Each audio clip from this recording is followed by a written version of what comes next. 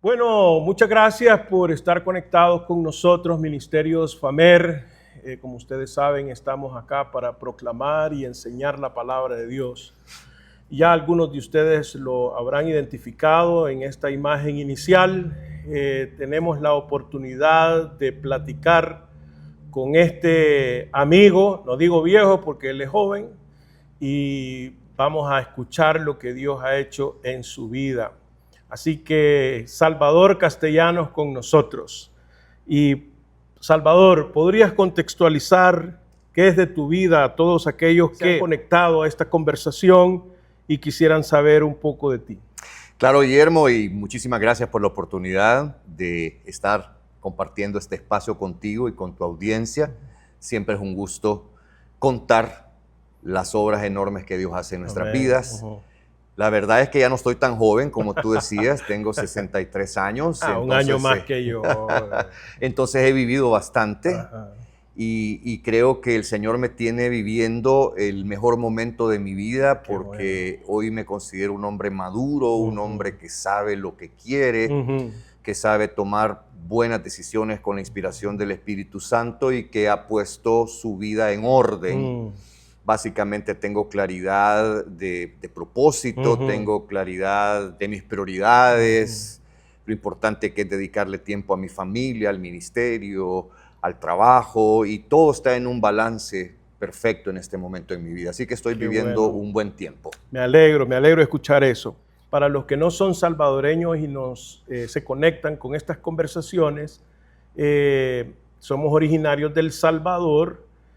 Y Salvador es su nombre también, y aquí en El Salvador, a los que se llaman Salvador, se les dice chamba, de cariño chambita. Ya hace varios años que te conozco, no solo de verte en televisión, pero podrías contarnos cómo fue tu vida de infancia en un contexto familiar. Así brevemente lo que puedas contar. Sí, con mucho gusto. Fíjate que yo nací en una familia de clase media, que básicamente con un arraigo en la tierra, porque mi abuela tenía una propiedad agrícola en La Libertad y siendo mi padre agrónomo, crecí básicamente cada fin de semana en medio de los maizales, montando a caballo, bañándome en los ríos, pero al mismo tiempo llevaba una vida citadina en la colonia Flor Blanca de San Salvador.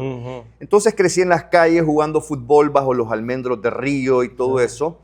Entonces puedo decir que mi infancia tuvo dos caras. Básicamente una cara feliz, que era la de este chico soñador, amante de la naturaleza, hablantín, etcétera, pero una familia que tenía alguna disfuncionalidad también. No todo era feliz en mi familia. Entonces hubo de todo un poco. Me tocó, como te digo, momentos felices y otros momentos no tan felices que marcaron mi vida profundamente. Ya, ok.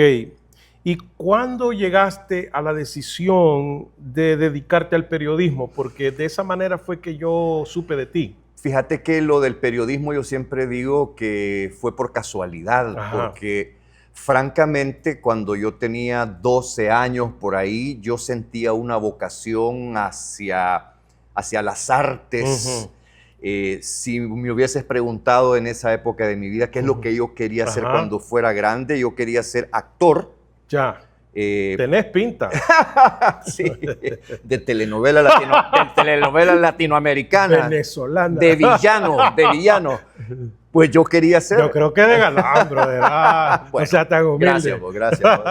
Eso es lo que yo quería hacer, pero era bien ilusorio en esa época. Estamos hablando del año 72. En el contexto salvadoreño, creo yo que... Y bueno, y mi padre, que era muy especial, me dijo que eso no era para hombres, ¿verdad? Entonces, mi papá creo que me veía a mí como un agrónomo, ¿verdad? No sé, en otras actividades. Pero el sueño no murió. Entonces, con el tiempo, realmente, cuando yo ya tenía unos 18 años, surgió la oportunidad de trabajar en una radio. Entonces, me inicio en radio a los 18 años.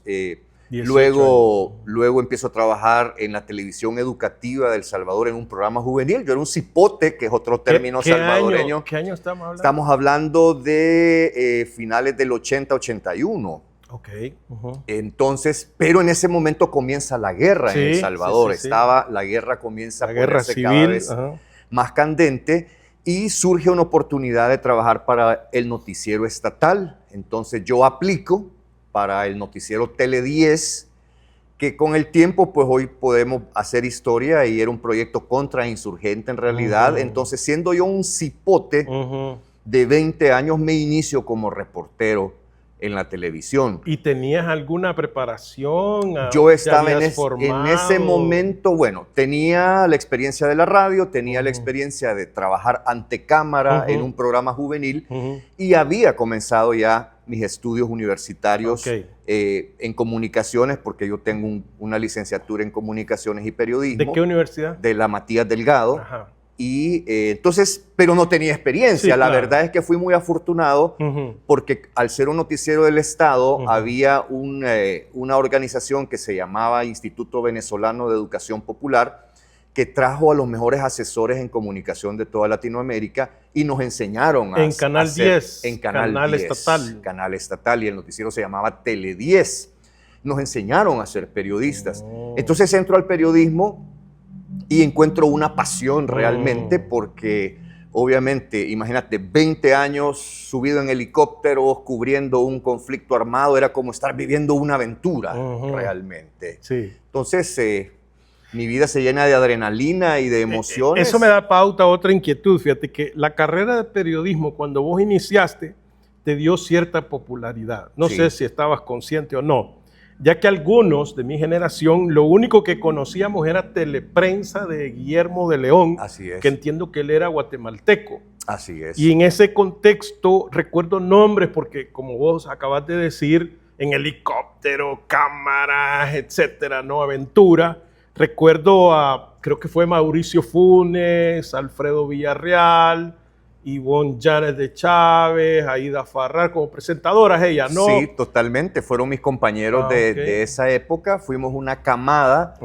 que realmente transformó el periodismo, porque el momento histórico que se nos plantea nos obliga a ejercer un periodismo diferente, un periodismo de guerra. Y no solo eso, sino que fuimos, diría yo, pues los pioneros de introducir el formato del noticiero televisivo americano en El Salvador, con presentadores en el estudio, con reporteros en la calle, despidiendo la nota en cámara. Le dio una dinámica muy diferente a lo que era la presentación o lo que había en alternativa en la televisión local, que quizás a esa fecha, si vos me corregís, habrían 2 canales. Sí, estaba ya que no existía como tal la Telecorporación Salvadoreña, canales 2, 4 y 6, Canal 12, que nosotros iniciamos con Canal 12, con Noticiero al Día, que fue lo que realmente revolucionó todo, y la televisión estatal. Déjame decirte que aquí,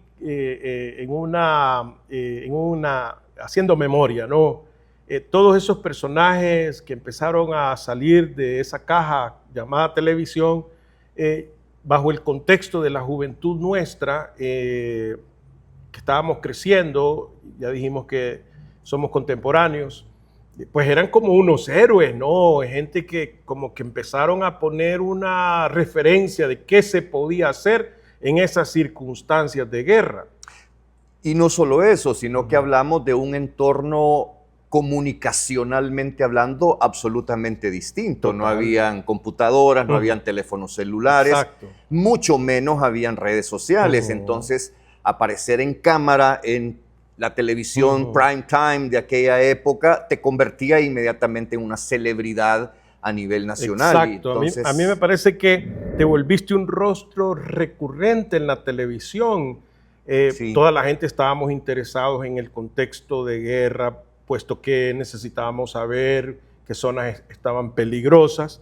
Y ya no solo reportabas, digo, que estabas en la calle, que era como tu deseo, ¿no? La adrenalina, el deseo de estar en aventura, sino que empezaste, o sea, tu rostro fue conocido en el set Así es. Por las mañanas había un programa matutino. Que se llamaba Buenos Días. Ajá. Y que fue la primera revista matinal en El Salvador y que tenía la particularidad de que tenía un noticiero que yo lo presentaba, luego tenía una entrevista política en profundidad que te digo, me llevó pues a entrevistar a grandes personajes de la época y luego tenía un espacio comunitario de servicio social que yo te diría que fue ese espacio donde podíamos ayudar a muchas personas, el que realmente a mí me regaló el cariño de la gente por la obra social que se hacía desde ese espacio. Sí, totalmente. Lo recuerdo. Sin embargo, todo eso te llevó de alguna manera a volverte, si estoy en lo correcto, me corregís, un corresponsal de cadenas noticiosas internacionales. ¿Con quiénes trabajaste?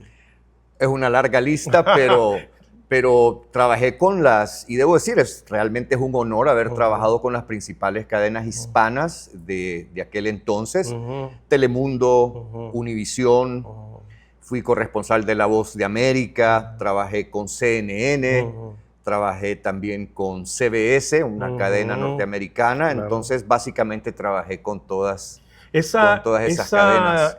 Ventana de oportunidad que la aprovechaste porque, por supuesto, de gente de donde yo vivo ahora, a lo mejor al ver tu rostro te van a reconocer, te permitió ganar premios internacionales. Sí, afortunadamente. ¿Qué tipo o qué premio ganaste? Bueno, digamos, el más prestigioso es el premio Emmy. Gané 2 Emmys trabajando para cadena Univisión y que tuvieron una particularidad interesante. Es la primera vez que un noticiero hispano ganaba premios Emmys. Y yo fui, en ese sentido, pues me cabe la dicha de haber sido el primer periodista hispano en recibir un Emmy de parte de la Academia de Televisión, Ciencias de los Estados Unidos, ¿verdad? Tremendo. Que es prestigioso. O sea, imagínate cómo saliendo de andar en la finca, el río, lo que nos acabas de comentar, pasando por aquel deseo que estaba en tu corazón de ser un artista, villano o galán, como fuera, encontraste aquel espacio que fue una oportunidad para tu vida, pero que fue muy difícil para la sociedad salvadoreña. Totalmente. Eso te permitió salir y tu rostro verse por otros lados. En tu trabajo en comunicaciones, ¿cuál crees que fue la experiencia más relevante? Pues fíjate que esa pregunta me la han hecho muchas veces y hay cientos de anécdotas que te podría contar, pero yo siempre respondo diciendo que fue el cúmulo de todas las experiencias lo que realmente impactó mi vida. Entonces, haber tenido el privilegio de ser un testigo de primera línea de lo mejor del ser humano y lo peor del ser humano, de lo más desastroso de la naturaleza y de la belleza más exuberante de la naturaleza, eso marca la vida y a mí me marcó profundamente en lo bueno y en lo malo. Por supuesto. Entonces, pero obviamente hubo muchísimas experiencias. Te digo, en cuanto a personajes que entrevisté, presidentes desde Estados Unidos hasta Sudamérica, eventos naturales, terremotos, huracanes, deslizamientos de tierra, erupciones volcánicas, elecciones, cumbres, y luego pues el fenómeno migratorio, por ejemplo, o el tema de las pandillas, ¿no? O sea, fueron grandes temas sociales y de otra índole que me tocó cubrir durante 40 años de periodismo y obviamente eso te marca. Claro. ¿Alguna anécdota de esas, de una experiencia peligrosa que llegaste a pensar, aquí me morí? Bueno, tal vez quizás no aquí me morí, aunque hubo de esas varias, pero quizás aquí me mataron, porque fíjate que en el contexto de la ofensiva final de 1989... Aquí en San Salvador. En San Salvador y en casi todo el país, que la guerrilla básicamente había ocupado las principales ciudades del país, me comenzaron a amenazar a muerte.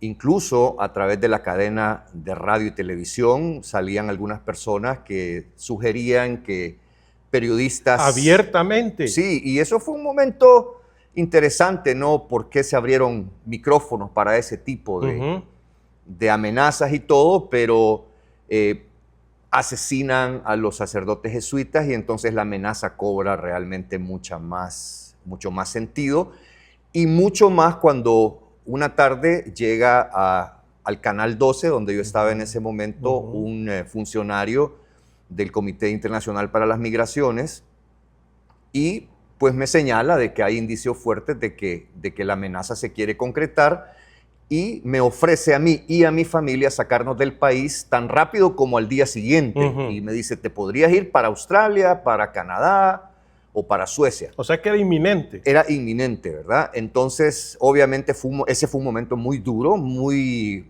chocante. Hablamos con mi esposa, decidimos quedarnos, obviamente tomamos precauciones, salimos de la casa, empezamos a vivir en diferentes lugares, por lo menos mientras las cosas se apaciguaban.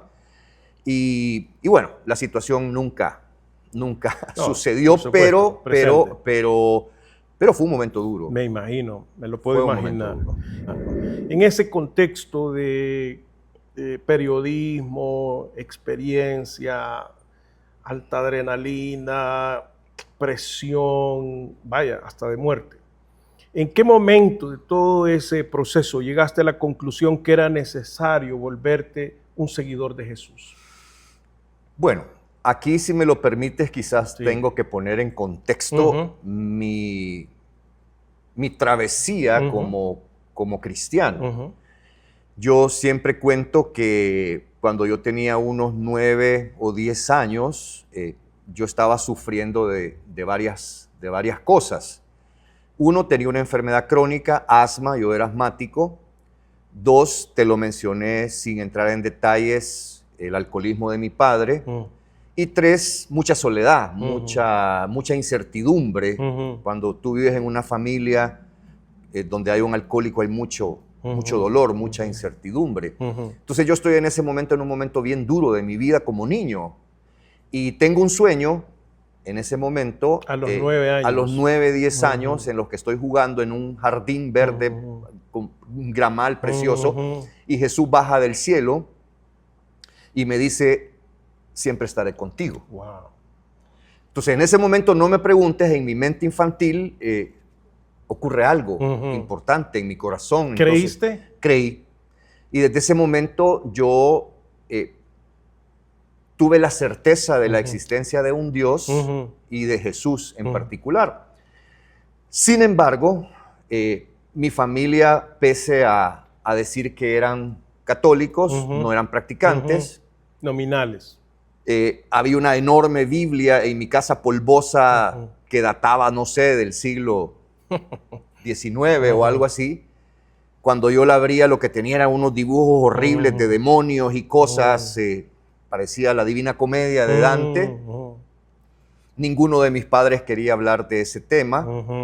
Y pese a estar en un colegio católico, cuando mis maestros de sotana y con un crucifijo se acercaban a mí, lo hacían usualmente para golpearme, para castigarme. Nos llevaban a misa todas las semanas, pero si hablabas en la misa te sacaban de la misa. Entonces realmente no tuve la oportunidad de desarrollar mi cristianismo.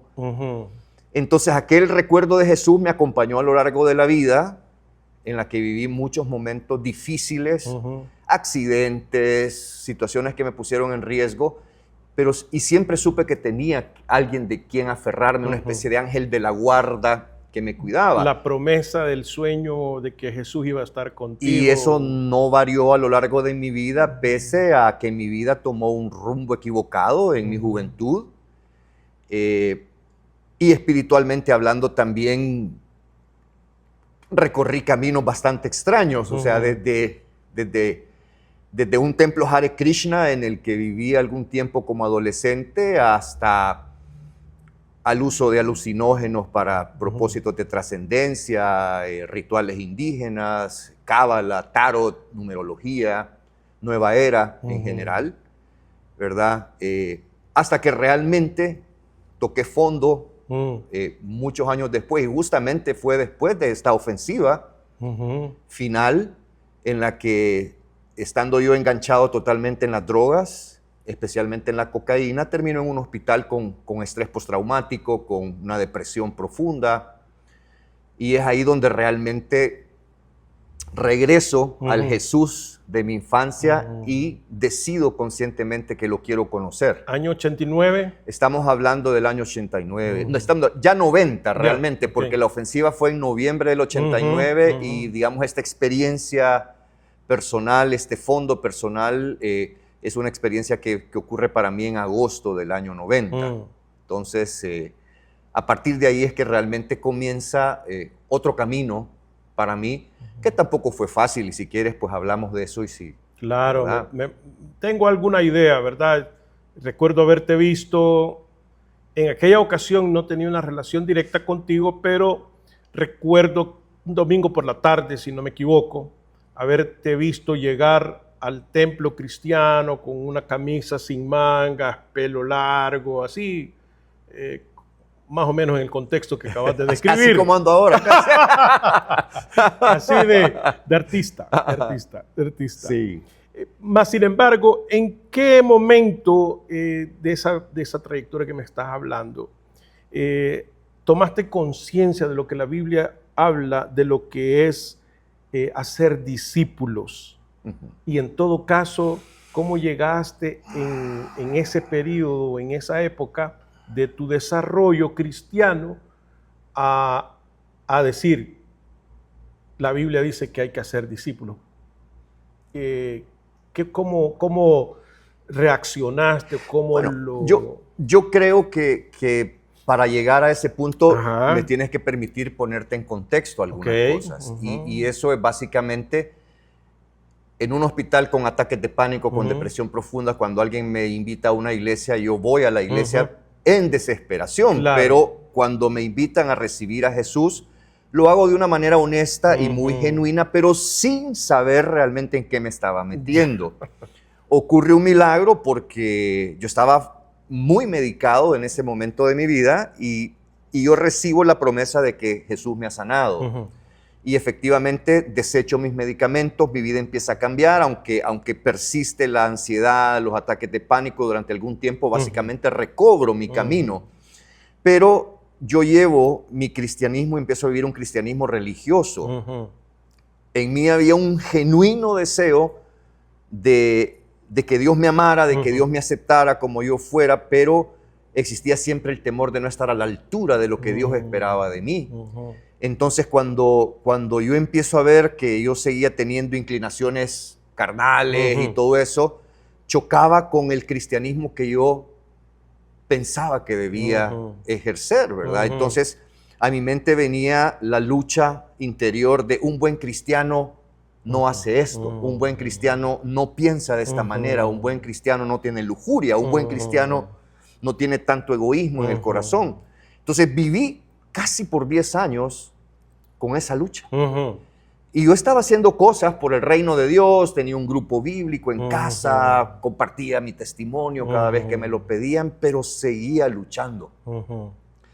Hasta que llega un momento en mi vida en el que yo decido dejar la iglesia y volver al mundo, digamos, para utilizar el argot. Debe haber sido allá por el año 2001, por ahí, ¿verdad? En esa época. Solo para darme cuenta que lejos de Dios yo lo único que estaba haciendo era retroceder y volver a una degradación personal. Regresan los problemas familiares, regresa el distanciamiento de mis hijos, regresan los problemas matrimoniales, etcétera, etcétera. Y es ahí donde creo un día en mi vehículo estacionado porque algo impactó mi corazón, le digo a Dios, Señor, ¿y ahora qué? Y escucho esta voz que me dice, yo te amo tal como eres, pero tienes que escoger uno de dos caminos. No puedes transitar, no se puede servir a Dios y a la riqueza, ¿verdad? Y en ese momento como que me cae el 20 realmente, y yo le digo, pero entonces, Señor, muéstrame tu voluntad, no la voluntad de los que se me acercaban muchas veces y me decían, en el nombre del Señor, deja todo y vete a la montaña, o en el nombre del Señor vas a ser un predicador famoso, o en el nombre del Señor. Entonces, esa confusión como que desaparece porque es Dios quien me habla de una manera directa y personal. Y en ese momento yo realizo que las cosas son distintas, que es una relación, no una religión. Claro. y empiezo a caminar de manera distinta. Y empiezo a ser quien yo soy. Y empiezo a descubrir que mis pasiones, por ejemplo, mi espíritu aventurero, el surf, que es mi afición, los deportes, no eran incompatibles, con una vida cristiana. Y empiezo a utilizar a través de mi hijo Marcelo, que en ese entonces tenía 15 años, y él era el campeón nacional de surf, y él tenía un deseo genuino de compartir con jóvenes de su edad acerca de Jesús. Empezamos a apoyarlo como familia y así nace el Ministerio de los Surfistas Cristianos en El Salvador. Excelente. Y ahí descubro yo que de calzoneta, con una tabla debajo del brazo y descalzo, se puede servir al Señor. Y ahí viene un reaprendizaje, ¿verdad? Del Señor, y justamente esta idea clara y este llamado claro de hacer discípulos. Perfecto. En un ejercicio de 3 dimensiones, de hablar del pasado, el presente y el futuro de tu vida cristiana, sí. Ya nacido de nuevo, ¿quién te impactó? O sea, ¿quién tuviste un referente, una persona que dijiste, este cristiano representa en realidad lo que yo creo que la Biblia dice debe de ser un cristiano? Sí, hay personajes como el apóstol Pablo, por ejemplo, en el que siempre me he visto, ¿verdad? Por el reconocimiento honesto que él hace de su carne y de que lo que no quiere hacer, eso hace. Entonces eso ha sido un referente, pero... Fuera de lo bíblico, sí, ¿alguna persona? Sí, hay en particular 2 personas. Uno de ellos es Kenton Moody, un misionero de las Asambleas de Dios, a quien he visto realmente caminar la mía extra, ¿verdad? Trabajar fuerte por el reino con honestidad, con sinceridad. Y su ejemplo siempre fue algo como que impactó y yo dije, wow, es posible. Sí. Me generó admiración su entrega.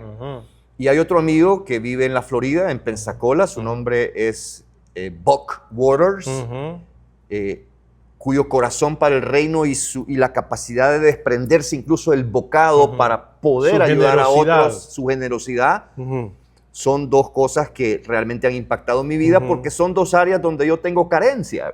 Ya, ok.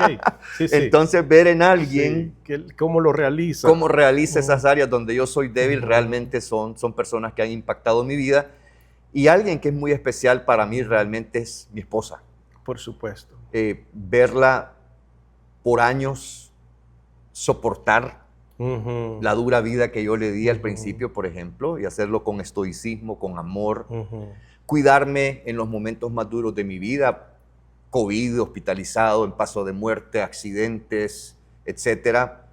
Y hoy en día, como compañera de viaje en nuestro ministerio, verla día con día levantarse, hacer su devocional a las 5 de la mañana, orar, alabar al Señor, impacta mi vida. Sigue impactando tu vida. Sigue impactando mi vida. En la actualidad, decíamos un ejercicio de 3 dimensiones, el pasado. En el presente, ¿hay alguna persona con la que practicas rendición de cuentas? ¿Y a quién estás inspirando tú para que pueda seguir a Jesús? Bueno, básicamente a quien yo rindo cuentas es a mi esposa. Muy buena.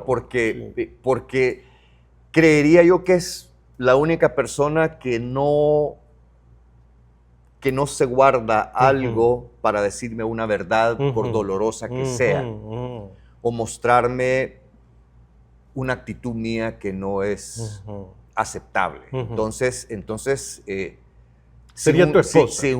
Sin un látigo, pero con amor, mi esposa es quien rindo cuentas, pero también tengo amigos cristianos con quienes nos sentamos, nos tomamos un café y simplemente hacemos un inventario de la semana, del día, de me está pasando esto, y tratamos a la luz de la palabra o a la luz de la sabiduría que Dios va dando, recuperar el rumbo, ¿no? Sí. ¿A quién estoy inspirando? ¿Alguien en particular? ¿Acaso exista? Pues yo predico constantemente, tengo un ministerio para hombres, tengo una congregación a la que predico semana a semana, y el que algunos de ellos se hayan acercado y me hayan dicho, ese mensaje tocó mi corazón, ese mensaje me está motivando, hoy quiero servir, hoy quiero ser diferente. Esa es esa recompensa y creo que al final de eso se trata, ¿no? Claro. Y no te podría decir, sí, hay 2 personas, 3 personas, no lo sé realmente. Creo, y de eso estoy convencido, que a nosotros los predicadores, nuestra labor es entregar el mensaje, pero la obra de transformación la hace el Espíritu Santo. Por supuesto, por supuesto. Y a futuro, ¿cómo te ves en 5 años? Pues aparte de más viejo, me veo activo. Si Dios me conserva la salud que tengo y me permite ser disciplinado con el estilo de vida que llevo, de cuidarme y todo eso, pues me veo todavía compartiendo acerca de la palabra. Surfing. Haciendo surfing, por supuesto, mis deportes, por lo menos llevando un estilo activo de vida. Y sobre todo, Guillermo, me veo, y ese es mi anhelo, me veo más sabio. Yo pido constantemente al Señor sabiduría, porque todavía, pues, aún a los 63 años, a veces pienso quizás las cosas como no debo, ¿no? O tomo decisiones que quizás no son las más inteligentes. Entonces le pido al Señor que haga crecer la sabiduría. Amén, así va a ser. Bueno, como sabéis, yo tengo más o menos 18 años de no vivir en El Salvador. Me he perdido una serie de cosas. Realmente encuentro un país diferente por diferentes razones, ¿verdad? Valga la redundancia. Pero entiendo que dejaste tu carrera exitosa de comunicador, periodista, para dedicarte al servicio cristiano al 100%. ¿Qué te motivó a semejante decisión y cómo es tu vida actualmente? Bueno, desde un punto de vista secular primero, después de 40 años de periodismo, aunque tenía todavía batería para seguir y mis jefes me decían, hombre, ¿por qué te vas a retirar? Bueno, todavía, pues yo creo que no solo tiempo. Tus jefes, sino que la gente. Y la gente, no, sí, la gente también. Hay ciclos en la vida. Claro, por supuesto. Y yo creo que el mío ya lo había cumplido. El Salvador de hoy o el Salvador de hace 2 años y medio, cuando yo me retiro, no es el mismo Salvador de los años 80, 90, en el que yo ejercí el periodismo. Entonces creo que había que dejarle ese espacio a otros. Por un lado. Luego, yo me retiro después de varios acontecimientos importantes en mi vida, una experiencia cercana a la muerte con el COVID, que me mantuvo hospitalizado semanas. Eso fue durante la pandemia. En el 2021, durante la pandemia. También muere mi madre, o sea, pasan cosas que me hacen reflexionar sobre la brevedad de la vida, sobre las cosas que sí son importantes, y me hacen darme cuenta que quizás todavía estoy tratando de servir a 2 señores, haciendo una carrera exitosa profesionalmente hablando, haciendo ministerio, pero entonces no estaba haciendo bien quizás ni una cosa ni la otra porque estaba tratando de servir a 2 señores, entonces había que tomar una decisión. Y creo que tomé la mejor decisión, que fue dejar mi carrera y servir a tiempo completo a la obra que Dios me entregó desde hace 20 años, pero que, como te digo, la había llevado part-time, como dicen en Estados Unidos. Sí. ¿Y podrías describirnos cómo es tu organización, a qué área específica atiende y cómo alguien podría vincularse? Quizás hay alguien interesado, que están escuchando la palabra surfing, están escuchando una tabla, están escuchando de ayudar jóvenes. Sí, bueno, jurídicamente hablando es una fundación, pero en el corazón es un ministerio cristiano. Y la particularidad que tiene es que está en la playa. Está en la playa El Tunco, que es el ícono del surf en El Salvador, ahora Surf City. Y por eso es que hay una vinculación. Que lo ha sido desde muchos años. Sí, por atrás, supuesto. ¿no? Sí, no, por supuesto. Ha sido, digamos, el pueblo surfer del Salvador desde los 70.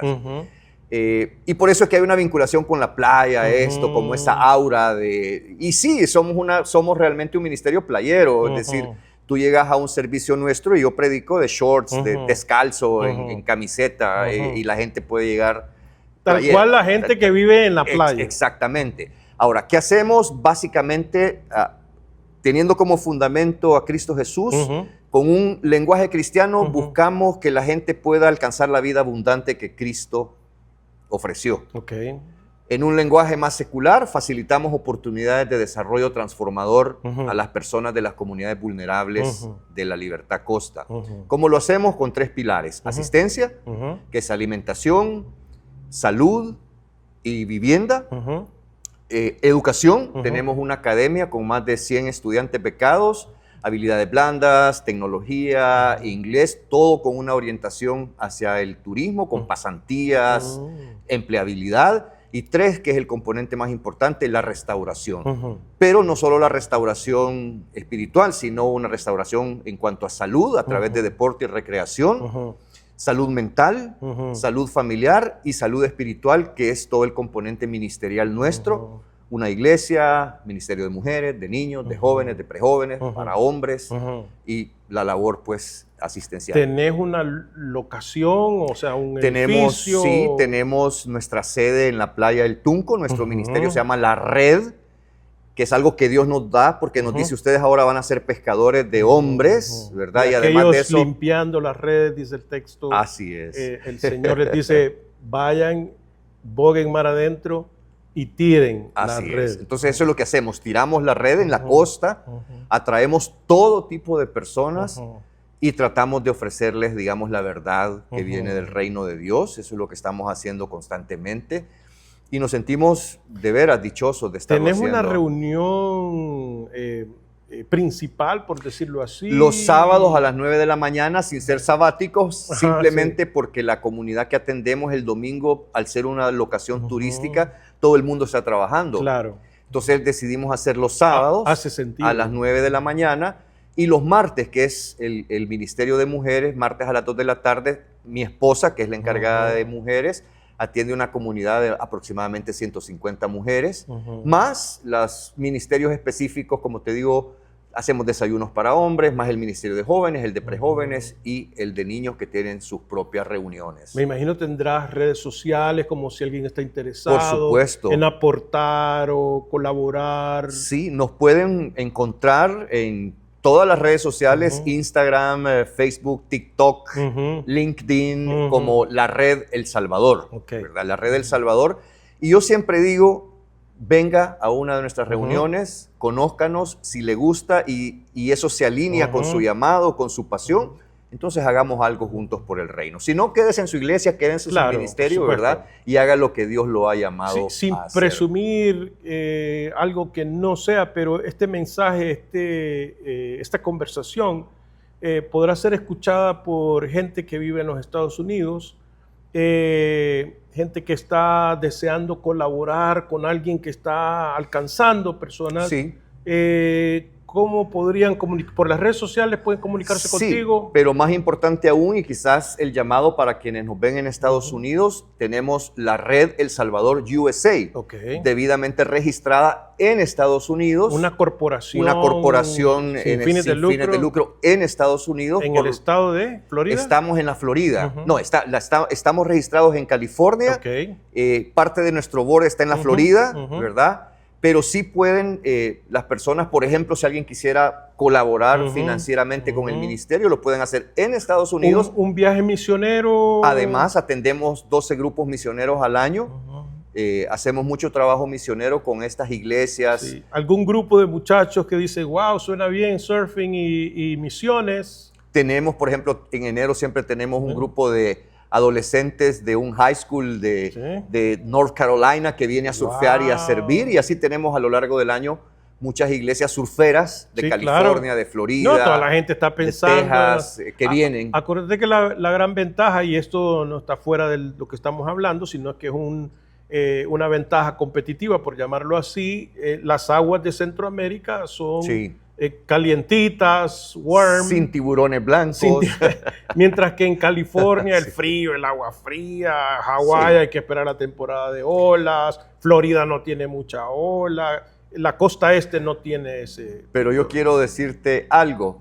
Van a venir y van a surfear, pero sobre todo van a servir y van a ser impactados por el servicio en el reino de Dios. Definitivamente que ese es el mensaje principal. Exacto. Sin embargo, como lo mencionaba vos en tu proceso, pensabas que una vida de surf, una vida de actividad física, de deporte, quizás no era compatible con la vida cristiana. Y hay jóvenes en los Estados Unidos que anhelan servir a Dios y quisieran descubrir también esas oportunidades que brinda un lugar como este aquí en El Salvador.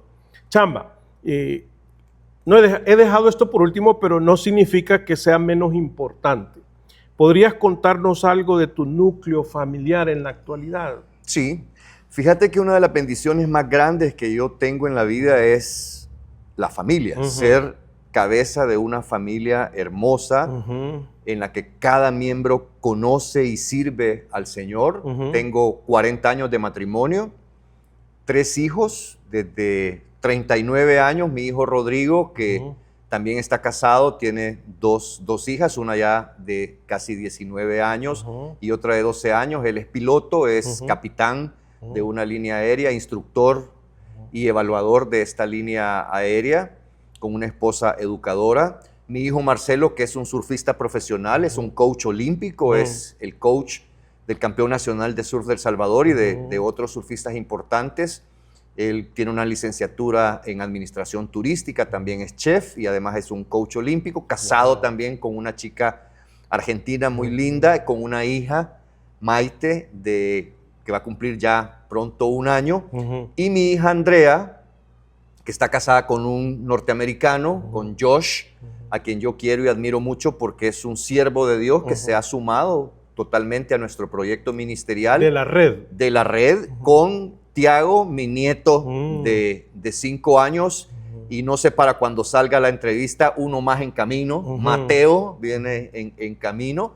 Y lo lindo, como te digo, es que todos conocen del Señor, todos han recibido a Cristo en su corazón, y todos pues servimos de una u otra manera con los dones que Dios nos ha dado. Y una esposa que no es solo ayuda idónea, sino que realmente, como le digo yo a Maggie, es la voz de mi conciencia, es el ángel que Dios me ha puesto, ¿verdad?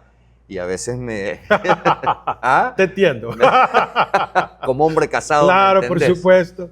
Pero la amo entrañablemente. Que sé que ella es colombiana, ¿no? Así es de Medellín. Imagínate, menos mal no es de los Santanderes. Sí. Y los colombianos me entenderán. Ahora, ¿cómo te gustaría o qué te gustaría que dijera la gente después de tu partida con el Señor? Fíjate que yo esto lo tengo muy claro y te lo puedo responder de 2 maneras. Una es un poco simpática porque los grupos de recuperación, los alcohólicos anónimos, ellos anhelan dejar este mundo sin haber recaído. Entonces ellos llaman a eso morir con pintura de fábrica. Wow. Yo anhelo morir con pintura de fábrica, pero en este sentido, no en el de no haber vuelto a pecar, ¿verdad? Sí. O algo así, porque tú sabrás cómo somos los seres humanos. Pero como dijo Pablo, ¿verdad? Como lo dijo Pablo, he terminado la carrera y he conservado la fe. Amén. Entonces, si de alguna forma yo quisiera que me recordaran, es esa que digan, Chamba, con todos los errores que tuvo, se mantuvo. Se mantuvo y luchó, y hoy que ha dejado este mundo, nos deja un ejemplo de alguien que buscó honestamente de Dios y se mantuvo cerca de él. Que fue el caso del rey David, ¿no? O sea, un hombre conforme al corazón de Dios, dice la Biblia, con sus múltiples dificultades, como todo ser humano. Todos nosotros no somos de acero, ni... Por supuesto. Tenemos... El mismo apóstol Pablo, a quien yo admiro muchísimo, lo decía, ¿no? Lo que no quiero hacer, eso hago. Sí, claro. ¿Verdad? Miserable de mí, ¿quién me librará de este cuerpo de muerte? Totalmente. Pero ahí estamos en la lucha. Perfecto. Ya concluyendo, ¿algún mensaje final que quisieras compartir con los que nos honran con su atención? Sí, yo quizás lo que me atrevería a decir para ir cerrando es que la vida es una travesía. Es como ir, aquí hay una ruta de buses famosa, la 101, ¿verdad? Es como ir en un bus de la 101. Algunos van dormidos, ¡Qué ilustración! Otros van viendo el celular, otros van viendo hacia afuera en la ventana, otros van peleando con el vecino, pero ahí vamos todos y llega un momento en que el viaje termina. Entonces la pregunta es, ¿qué estás haciendo con esta maravillosa oportunidad de ser humano que Dios te ha brindado?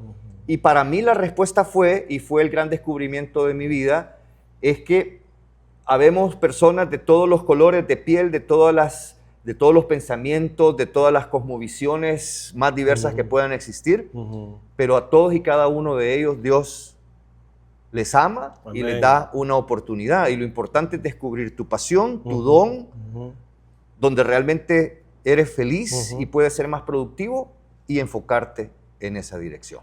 Perfecto. Bueno, amigos, yo creo que ustedes también van a disfrutar esta conversación y quiero agradecerte por tu tiempo. Sé que eres un hombre muy ocupado y aprecio mucho el que hayas accedido a esta conversación. A ti, Guillermo, a ustedes, amigos, y que Dios bendiga tu ministerio y que Dios bendiga su vida. Amén.